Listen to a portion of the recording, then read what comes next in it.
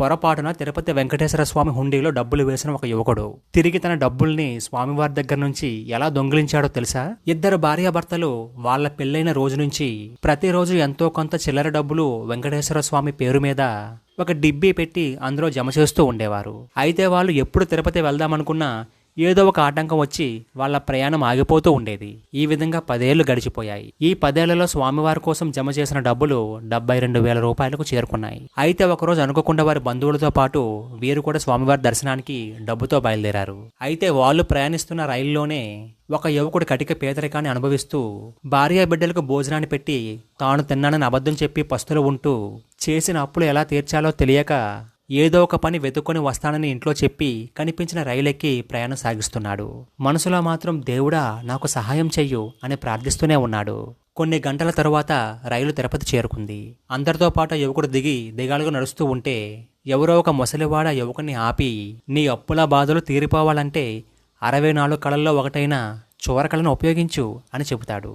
ఇంతలో 72,000 రూపాయలను స్వామివారి హుండీలో వేద్దామనుకుంటూ వెళ్తున్న ఆ దంపతుల మాటలు ఈ యువకుడికి వినిపిస్తాయి. కష్టాల్లో ఉన్న ఒక మనిషికి ఎవరు సహాయం చెయ్యరు, కానీ ఉలుకు పలుకు లేని ఒక శిలకు మాత్రం వేలకు వేల రూపాయలు ఇస్తారా అని మనసులో అనుకొని వాళ్ళ వెనకాలే వెళుతూ వాళ్ళకి తెలియకుండా ఆ యువకుడు ఆ డబ్బుల్ని దొంగిలించాడు.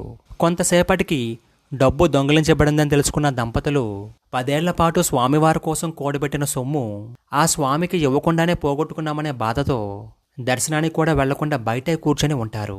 అప్పుడే ఒక చిన్న పిల్లవాడు అటువైపుగా వచ్చి, స్వామివారి ముడుపులు పోయాయని బాధపడకండి, ఆ ముడుపుల్ని స్వామివారికి సమర్పించకుండానే ఈ కొండపైన మాయమయ్యిందంటే దాని అర్థం ఆ స్వామి తన సొమ్ముని తీసుకున్నాడని. కాబట్టి దిగులు పడకుండా వెళ్లి స్వామివారి దర్శనాన్ని చేసుకోండి అని చెప్తాడు. అది విన్న దంపతులు అంతా స్వామివారి ఇష్టం అని అనుకుని వెళ్లి స్వామివారి విగ్రహాన్ని చూడగానే జరిగిందంతా స్వామివారు వారి కళ్లకు కట్టినట్లు చూపించి, నా ప్రియ భక్తులు నిస్వార్థంగా సమర్పించే ప్రతి రూపాయిని నేనే తీసుకుంటాను అని చెప్పి ఆ దంపతుల్ని ఆశీర్వదించి పంపించాడు.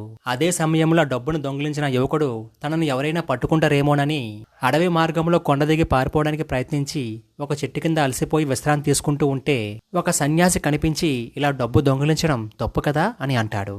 అప్పుడు ఆ యువకుడు, ఆ విగ్రహం ఈ డబ్బుని ఏం చేసుకుంటుంది? నాకు చాలా అప్పులున్నాయి, సరిగ్గా భోజనం చేసి చాలా రోజులవుతుంది అని చెప్తాడు. అప్పుడు ఆ సన్యాసి భక్తులు సమర్పించిన సొమ్ముని ఆ స్వామివారు తిరిగి భక్తుల కోసమే ఖర్చు చేయిస్తాడు.